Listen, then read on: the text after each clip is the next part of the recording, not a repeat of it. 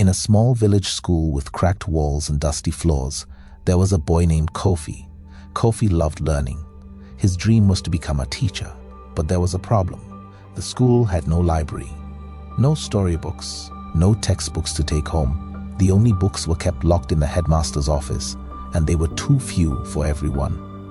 One day, Kofi walked past the village church and saw a pile of old hymn books that nobody used anymore. The pages were worn, but the covers were strong. That gave him an idea.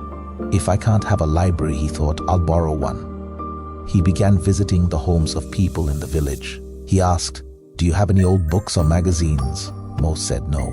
Some laughed, but a few brought out dusty boxes from under beds, books from their own childhoods, newspapers from years ago, even torn school notes. Kofi collected them all. He fixed torn pages with glue made from cassava starch.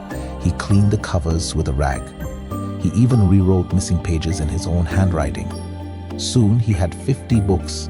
He arranged them neatly in a wooden box and carried them to school.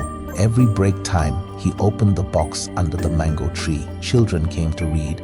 Even teachers borrowed from Kofi's library. The headmaster was amazed.